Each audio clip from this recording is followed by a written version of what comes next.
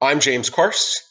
I'm with the Coalition to Restore Coastal Louisiana, and welcome to our Coastal 101 webinar, during which we will introduce you to the history, the challenges, and the what's being done on Louisiana's land loss and sea level rise crises, and how CRCL is involved in fighting back. As you may know, the Coalition to Restore Coastal Louisiana was the first statewide nonprofit championing the restoration of Louisiana's coast.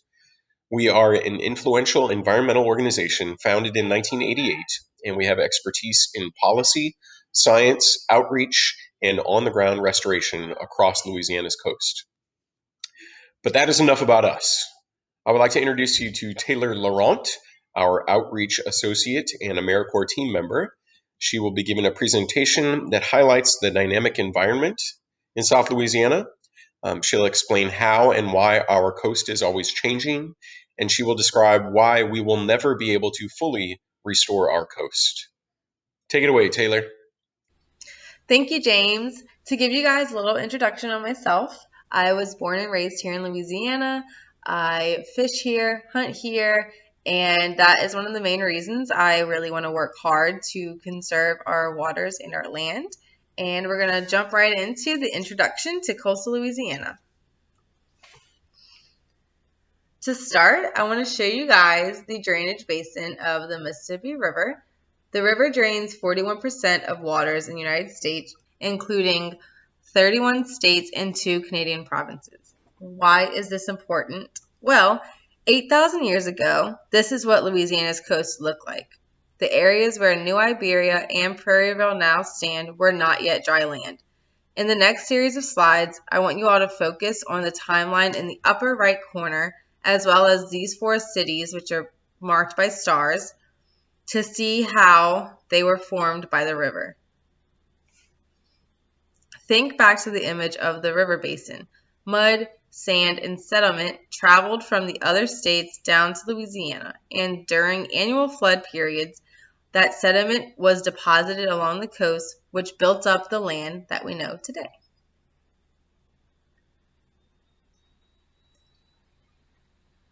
So, if the river helped build Louisiana, how did we get to the current state of land loss? As many indigenous tribes have done before, Europeans settled along the river for trade, easy navigation, and rich soil. However, they did not account for the flood seasons. When the river would flood, so did their homes and the surrounding land. How did they overcome this? That's right, by building levees. The Army Corps of Engineers built the levee system which we know today after the Great Flood of 1927. Everything in the red lines represents the levee system. And along the Mississippi River, these lines are bolded and a lot closer together.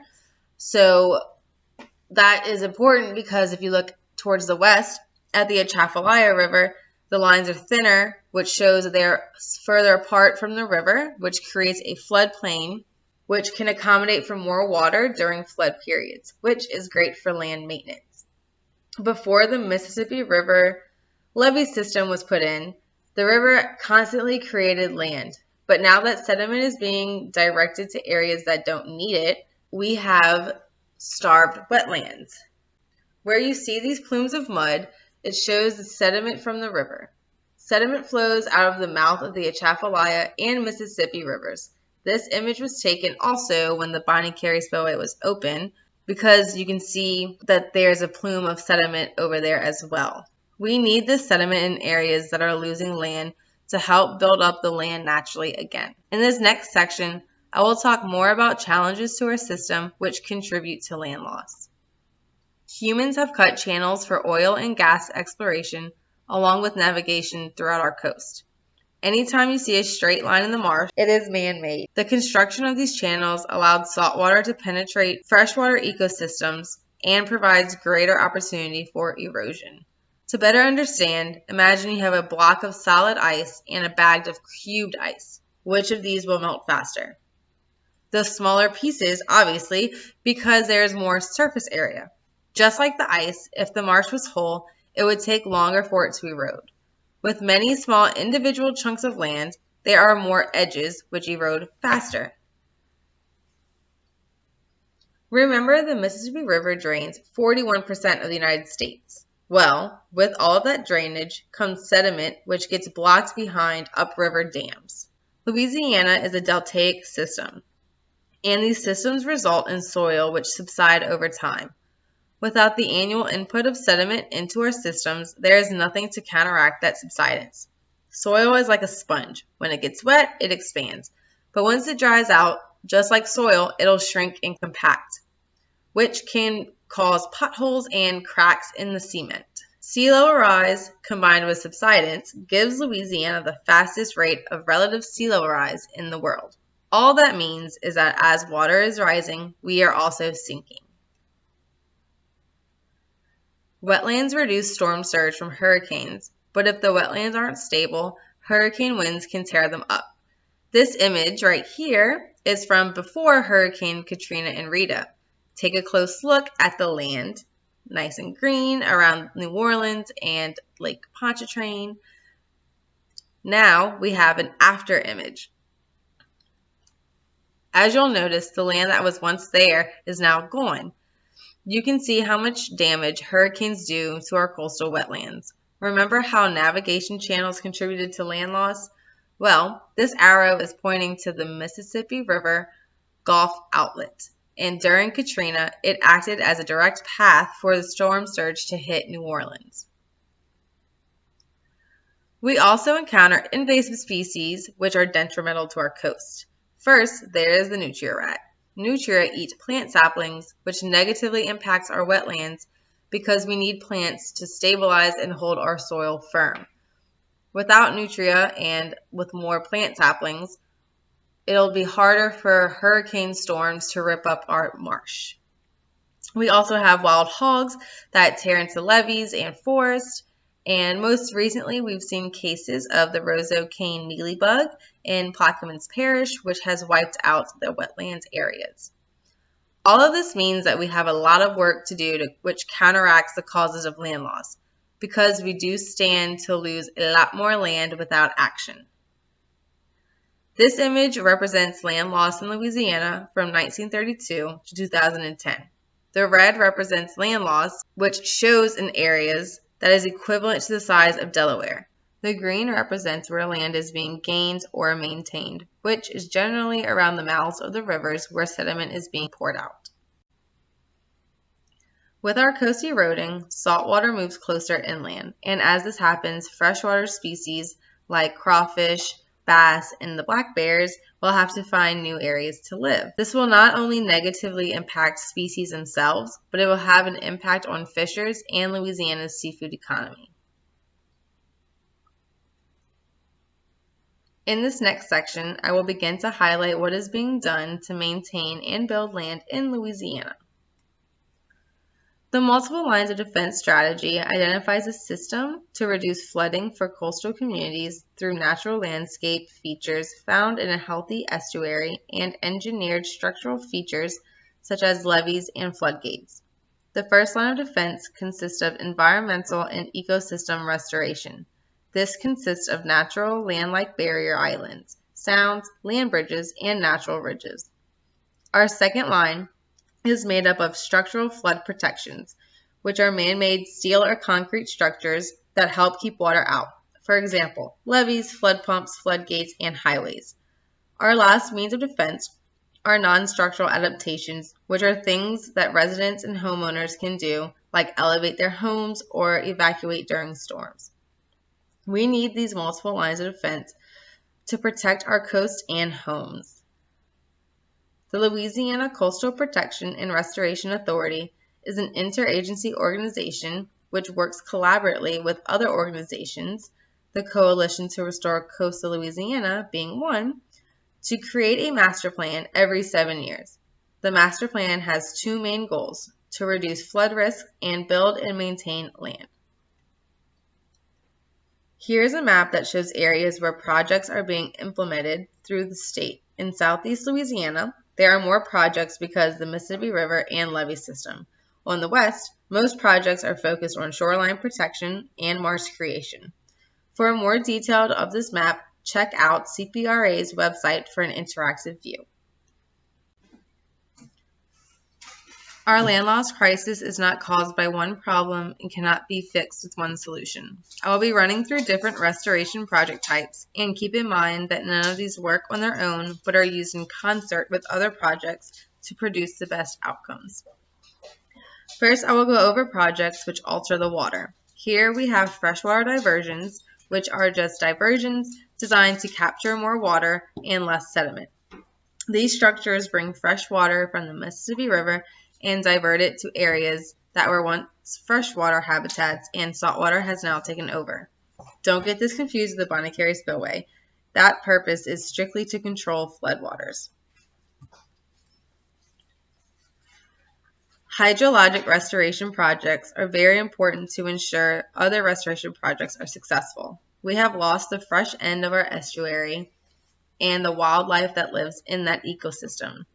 These structures control the flow of salt or fresh water into an area. In the western part of the state, where we do not have the benefit of the river, maintaining the correct salinity balance is essential. The next project types alter the land. Shoreline protection helps break wave energy before hitting the shore. Here in this picture, rocks are used to buffer waves, which you can tell by looking at the water in front of the rocks that is very rough, and behind the rocks the water is calm. These projects help to slow erosion. Another shoreline project uses oyster shells to create that same buffer. Using oyster shell creates habitat for living oysters and other species. One huge benefit of the reef is that it grows vertically, meaning that oysters will grow on top of each other. So as sea level rises, so will this reef. Thinking back to our multiple lines of defense strategy, the first line we need are barrier islands, which knock down wave energy against storm surge. Barrier islands are also used as nesting and resting sites for migratory birds. The next projects I will mention, including this one, use sand which is pumped or dredged from borrowed sites to rebuild their structures. Many of the completed restoration projects are barrier islands that can help protect future projects further inland.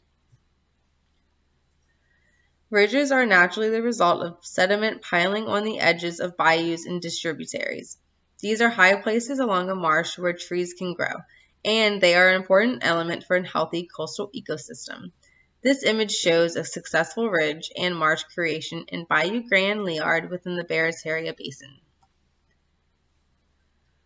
Marsh creation projects are very effective at building land quickly. These projects use dredged sediment to build marsh platforms, but because of subsidence, this newly created marsh begins to subside almost immediately without the annual input of natural sediment. We need sediment diversions to help sustain these marsh creation projects. Remember how the Mississippi River used to deposit sediment throughout the coast, which built up Louisiana?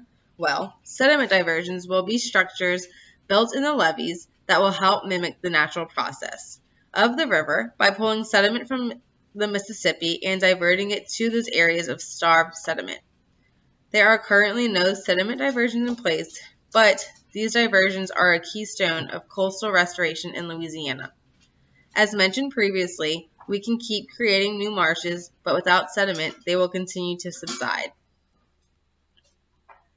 Here you can see an image which represents while we could still lose plenty of land. The green areas show where we have gained and maintained land, and it just means that it is essential that we implement the coastal master plan. All right, well now I'm going to hand it over to Hannah, and she's going to tell you guys more about how the Coalition to Restore Coastal Louisiana is essential in coastal restoration and what you can do to help restore Louisiana. Hi, I'm Hannah Cohen, the Community Engagement Associate at Coalition to Restore Coastal Louisiana.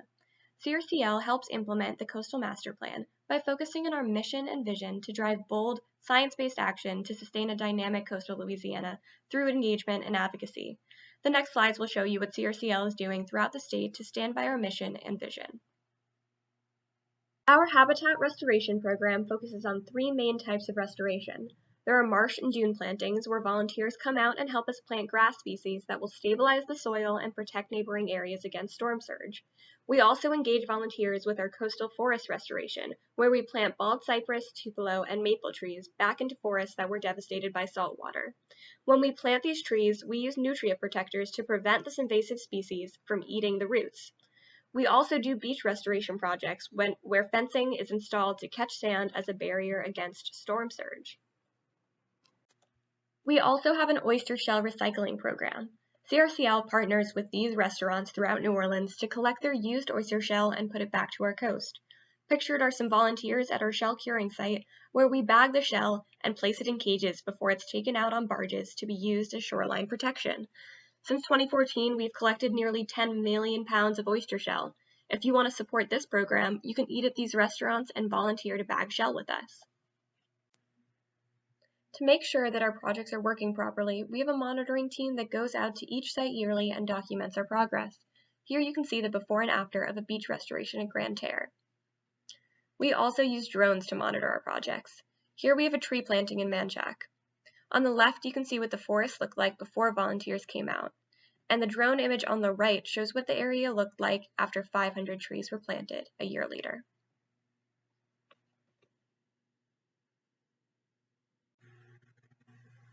Every 2 years, CRCL hosts the State of the Coast Conference, which consists of 2.5 days of presentations by leading experts, keynote speakers, posters, and networking.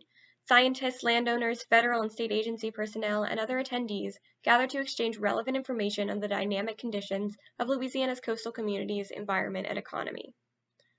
We also engage with college students through our ambassador program, where we're represented on college campuses, and our ambassadors help to recruit volunteers, table at events, and they get to network with professionals in the field. Our Future Coastal Leaders program recruits high schoolers to join a cohort of engaged coastal advocates. It aims to inspire and support the next generation of coastal restoration professionals through education, workforce development, field trips, networking opportunities, and more. If you care about Louisiana's coast, there are so many ways to get involved. You can become a CRCL member, volunteer at one of our restoration projects, sponsor a project of your own, or engage with your decision makers. You can write letters to the editor or ask CRCL to speak to a group. Remember to talk to your friends, family, and colleagues about coastal restoration, and you can make a difference. Thanks so much for watching this presentation. If you have any questions, you can email us at coalition@crcl.org. To learn more about what we do at CRCL and how you can get involved, visit us at crcl.org and follow us on social media.